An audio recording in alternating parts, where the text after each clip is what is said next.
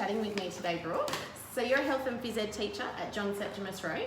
How long have you been teaching for? I've been teaching since 2001. Okay. So I've seen a lot of changes in my time. And Yes. in particular, obviously, we've seen lots of technological changes. Yeah. And today we're talking about gaming. So the first question I have for you is from the perspective of a teacher, how often would you say you encounter kids that you perceive as having a gaming addiction or an infatuation with gaming? I would say that I see it on a daily basis. We do all of our work, not all of it, but most of our work is on a device. Yeah. All the students have an iPad. So basically, they're flicking constantly between their work and a game, particularly prevalent in the boys. More so boys than girls? More so with boys, yes. Right.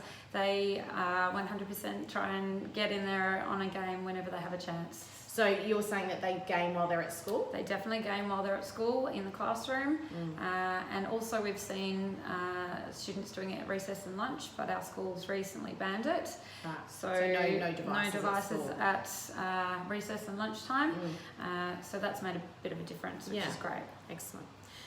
So with kids that have a gaming addiction or issue, how does that impact them, do you think, as an HPE student? Physically, in our phys ed classes, I think it has affected them socially and the way that they can communicate and cooperate with their peers. So I've noticed a difference in that respect. Yep. With the classroom though, it is a very big issue. We've definitely noticed differences with their attention span, their motivation and their focus basically. They're so used to having such the stimulation, very visual. Their brains are just on overdrive all the time, so when they need to sit and focus and concentrate, a lot of them find it very difficult, and in fact they just go onto their iPads and play a game, hide it away from their teacher, and which affects their learning because they're not listening to what they should be doing. That's right. Yes. Yeah, it's concerning, isn't it? Do you think that there's enough education in the curriculum about gaming and gaming addiction? I don't think so. There's a very strong focus on cyber safety and cyberbullying, which is fantastic, but we do need to focus some more on the gaming. It is becoming a very big problem, and I worry for the future with students who just can't focus on things. When they go forwards into the workforce, they just can't concentrate for a long period of time. And also it's a problem with the social side of things. They're quite reclusive. They are. They just don't know how to interact properly with people, the body language, the social cues, just even looking someone in the eye when they're having a chat.